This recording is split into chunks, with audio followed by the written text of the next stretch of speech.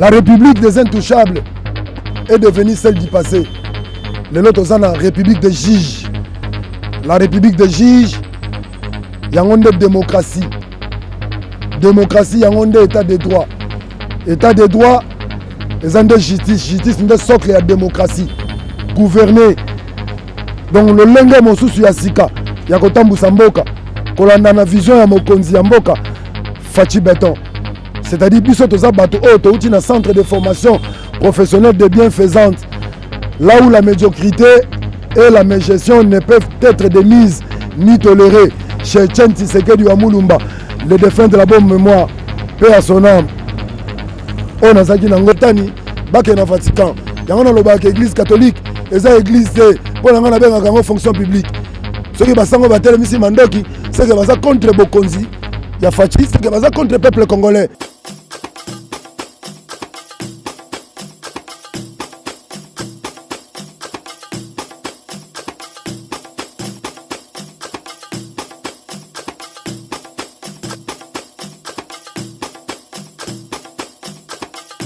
Mbote bandeko balandino so kolanda biso na chaîne abino Samatina TV chaîne mbanga na idéologique ndeto ba soko moto kondima te biso to moni yango to ndimi Fachi Béton muko ntombolo mbanga ya dajika ndenge zalaka lelo tozo beta lisolo ni to beta lisolo analyse to sala analyse po ya politique ya semaine oyo ndenge lelo tozo na weekend ni leki na semaine oyo na ndenge idéologique ndeto ba chaque semaine na ndenge kanda to bando ya melabino moko ba politique membre IDPS combattant tongo ya première RND moi mi bengaka to ba te so mbangana na ngwa pesa mais biso to keneka likolo ndenge ma biso ya likolo ndenge idéologie mbote na mona mboka.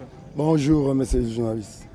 Parfois ba msuba landa ko émission to sa na hôtel au deuxième émission oko se présenter biso ba imboka ozana ni o identifier bango oyo sali. Je m'appelle monsieur Évariste Maluchika. Nazali moko ya baike oyo babundeli mboko na tongo ndenge na lobaka combattant ya première ère. Donc c'est-à-dire na ndenge idéologie quoi. En dehors ya combattant ya première ère nazali moko ya communicateur na communiquaka message na peuple to pesaka peuple oyo esengeli to salaka musala ya population pour na ko tenir informer peuple à tout moment et nazali génie créateur na kati ya domaine ya art et métier. Naza promoteur il y a un centre de formation professionnelle des arts et métiers, c'est faut pas mansig. Tozana awana ezo. Onje na biso kombo nango Fondation Générale Fulangenge. Donc ça dit tokangi base ya ezo wana compte ya parti ya UDPS. Ouais, UDPS Tshisekedi na ezo eza Fondation Générale Fulangenge en synergie avec fédération ya Lukunga pena section nde to fanti bendele na mabele. Totomboli mokonzamboka pe totomboli hiérarchie ya parti pe bendele ya parti pe bendele ya parti car ne tobi abiso ko misaka te to take maman na ba news na biso ya semaine état de siège uti kokoya to moni balongoli ba gouverneur batie ba gouverneur ya armée état ke mwana mboka combattant IDPS boyambe onne si na saluer initiative wana ya salvatrice ya président de la République ya komona ke tangu mwa nungu banguna basi bakoti na mabele et que infiltration za makasi et sengaki na mwana mboka son excellence monsieur le président de la République Antoine Chilombo Félix en tant que garant ya bon fonctionnement ya l'institution de la République en tant que magistrat suprême ya justice congolaise et commandant suprême ya forces armées congolaises nde na boye azwaki mokano ya kota cha état de siège na ba mboka wana mibale po ete kimia ekoka kokota na mboka pe to ebande ntoko ko contrôler monguna pona ko bwaka eli banda ya mabele ya Congo pona ko bwaka eli banda mobu ya Congo. Est-ce que idée wana ya kotia ba soda est-ce que ça malamu ezali malamu mingi koleka po moni tangu tozali na etumba monguna oyo akoti na mandoki akoti na maboko te akoti na ba flèche te alors civil azali moto azali na moi réticence moke mais ndenge balobi que la pitié ne fait pas la force d'une armée c'est-à-dire mawa ekosala bon pikiliki bo mampinga te c'est que mampinga ezali na bo pikiliki bongo mapinga ezali église catholique romaine te mampinga ezali de zwaye simbaye kangaye bendaye omoni na bonde boto seza kokota nde balobi boye na mampinga balobi civil aza mosenzi civil bakoki kotrahi mpe mboka mais mampinga akotelema akopesa mitindo akoyeba kosala tour de ronde mpe akosala investigation na mabele akoyeba atako monguna s'infiltrer na kati ya population akodetecte nde na boye esengelaki mampinga efanda mpona kocontrôle bayeba mampinga mosusu oyo bazali kokota na territoire ya Congo mpona koboma bakongomani mpe kobengana bango kozwa kitani bisika mabele na bango mpona koluka kozwa kitani na biso mpona kozwa kitani na biso. Est-ce que toyebi soda lelo basoda loso bakamba biso nde basoda bazalaka trop violent, est-ce que bakocollaborer bien na bacivil wana? Oui, pourquoi pas. Pour les en expression, il y a le poteau et le lobby. Sans la population, il n'y aura pas l'armée. Et sans armée, il n'y aura pas la population. Donc, ça dit armée, ça pour le peuple. Peuple, ça dit pour l'armée. Donc, ça dit pour le Mokonzi Mboka. À côté, ba garde-fou, na baeba mampinga, ba keikuna pour combattre la école. Ce qui est comme un débordement, na katia exécution à ordre et pesameli bango na magistrat suprême. Donc automatiquement bakozwa ba sanction na bango tant que le état de droit ezali car rapport na ba civilité, état de droit ezali pona armée, état de droit ezali pona la police, état de droit ezali pona ba avocat, état de droit ezali pona organe de la loi, état de droit ezali pona ba institution nyonso ya mboka. Donc tokotambola lolenge esengeli policier mission na esengeli ayeba ezali pona ko sécuriser population na biloko na ye ezali pona ko rationner peuple te. Mais na Congo ezali contraire. Mais c'est ça ce que je dis. Bakonzi ya mampinga o bakotinda basoda na territoire wana bakosenza rappel ikolo na bango bakosalakisa bango mobeko wana ke okei pona ko battre la population na biloko biaye. Yo ministère de la défense soldat okei pona ko battre la intégrité territoriale po monguna akotate monguna oyo asa akotaki a s'infiltrer na kati ya ba institution au sein de la population to luka lolenge ni toko détecter elongo na biso population po na mampinga ya ekolo po ete tokanga baye ba mampinga ya Libanda, Rwanda, Burundi, Uganda oyo bazali ko tungisa biso na mabele ya Congo. Il faut okanga ba ndingo lobi mais tonga to ba mutuma otingana tuna yo abike siko ba gouverner wana ba sudana ba ko contrôler bango te parce que normalement ba voter loi moko boye Vincent Mobondi ya ION ça auto cinéma permet na pour Rolandela bon bien sûr. Oui, service de renseignement to ya ko sala investigation ba ko sala pe investigation de loin.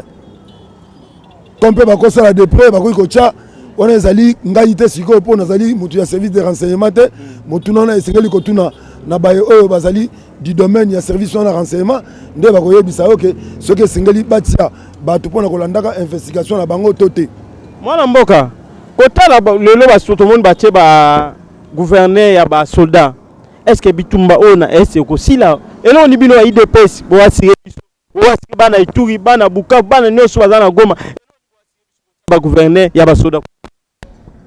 Tozali ko rassurer peuple congolais na mabele sur le cas que ezalaki pamba c'est-à-dire mobali tanga sana eliki ya pena kondima akotelemisa mandoki pe akolobo esengeli koloba akodénoncer esengeli kodénoncer na bondo mo ntanga lobaki kino lelo aza kozwa mokano ya kokitsa ba troupe étrangère na mabele ya Congo po ete bakota na mabele ya Est bakende kotia kimia na bonde na koloba na bakongomani ya Est banduku mukujeni si wote nyuma ya raisi tukombo inchi badui batakimbia na tutakuwa kimia udongo yako ya Congo ku inchi ya Est waandeze kimwa message raisi wa biotangi China Rambo raisi China Rambo te raisi Félix Chilombo Tshisekedi. Bomo benge sur raisi ba komba kabilo ke pesa peuple congolais kanda bo changer ba kombo te. Raisi za Swahili.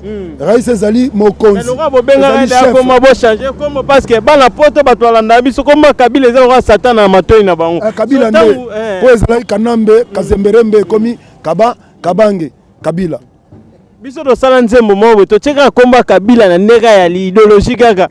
mais bangi koyoka ngo kutu te donc so bopesa faci kombo bolga bopesa ke kombo mo ezala nanu te ke oza kombo mo ya Kabila botie oui ke epesa peuple congolais kanda ya mabe na Swahili esenge na communiquer message na bande ko satana lo nyoka so to mo nyoka to pakata mbangu ne komba Kabila sona na mato ya bato oui comment Covid il aura un peuple tellement elle est combien d'années vous comprenez et puis tout le cana coalition FCC cash et je pendant pratiquement 2 ans donc c'est-à-dire première année na biso yango au masolo bandi au gouvernement sama Lukunde et présenter masolo nango kitoko et pas la population au peuple là ko CP on les a c'est le yondo bi ke mandat na bino bandi mais pas Fayulu na ba to la muka baboy yango te me ba ko boyango ba osani ba consommer déjà et ça problème te nera de consommer to so ke ndeka kango na lobi ke avant que nous commençons à faire un mandat, quand le même peuple,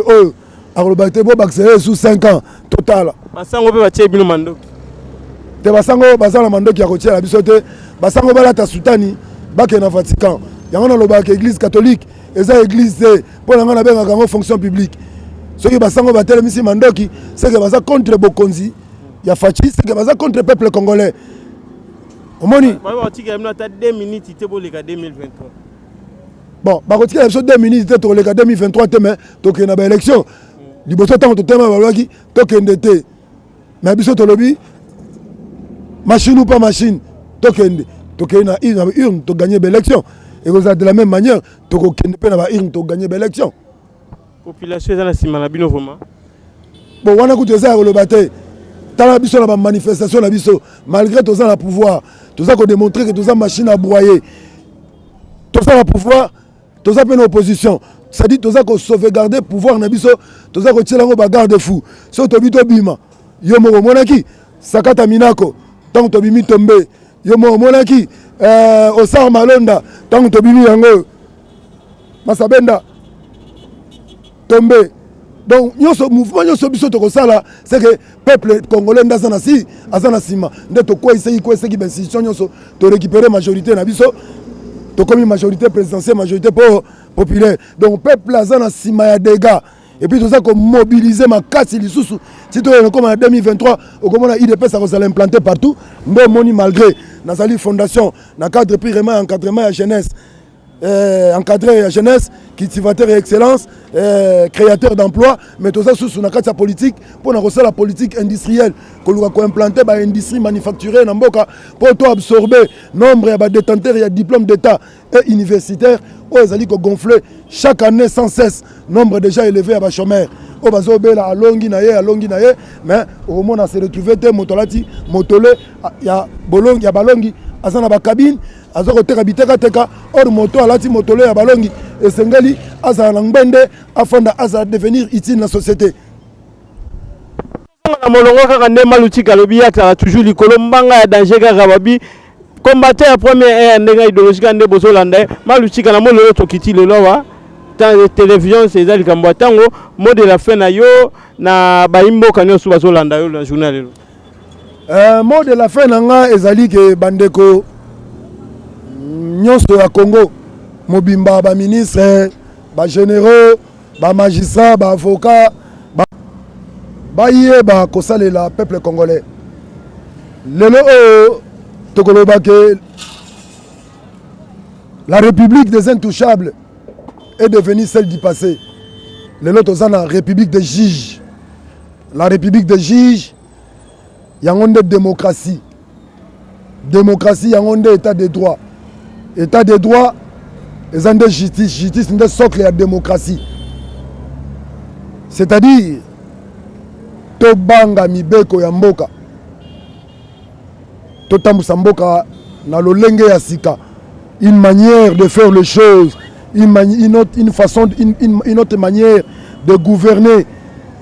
Donc le lenge mosusu ya sika, ya kotambusa Mboka, kolanda na vision ya mokonzi ya Mboka, Fachi Beton. C'est-à-dire que un centre de formation professionnelle de bienfaisance, là où la médiocrité et la mégestion ne peuvent être démises ni tolérées. Chez Chen Tshisekedi Wamulumba, le défunt de la bonne mémoire, paix à son âme. On a dit le conseil Yango Wana. po mosala ebandi. Kisalume bandaka kandenge mokonzala sai déjà boulot kisalume banda ndenge malutika uti koloba okopesa numéro de téléphone ba imbo kono so landa yo parce que babi koloba bien ba tumso ba kozana besoin na yo pona conseil pona ba question ba kozonde ni 0 numéro na sur téléphone ezali 082 18 46 218 pona ba balibanda ba kozwa biso plus 243 80 082 18 46 218. Le numéro de la pêche, on a besoin d'un bien toujours. Chaque semaine, mardi, vendredi, on analyse politique, na Evariste Malutika. Donc chaque mardi, vendredi, on a tête, na mboka Evariste Malutika, génie, combattant, à première heure, Garandega Lobaki. Moi, la tonton Moba, la cima ya caméra, bon, continue toujours à abonner, na chaîne Abino Samatina TV, to le bela Ramarambu. Nyo sozo le Kanamboka, to like Sarabino Banzela, to like Sarabino Maramne Osu. Moi, sur la partenaire privé hein babi onde maram Didier Deka babi pesa maram na ndenge na yo mbote lisusu na ngai na ba imboka no sola ndanga na États-Unis hein na tana état lo kuna Chicago Judith Masiala mbote lisusu na Beni wele na Rich wele babi bino ne makambu ONG zaka moko un pour tous bo soutenir bango nde ba simbi mikolo ki tchaza na compte ONG ba yo soutenir ba fa ofele ba centre ofele no soza na Congo bazana pona ko visiter yango soki bo tcha bango pe loboko ekozala toujours bien avec impact na idéologie mbote na ngai susu na prophète Menda balobi yonde makambu église zaka moko na kati ya Kinya cité boki pona nga na obi bye bye à la prochaine.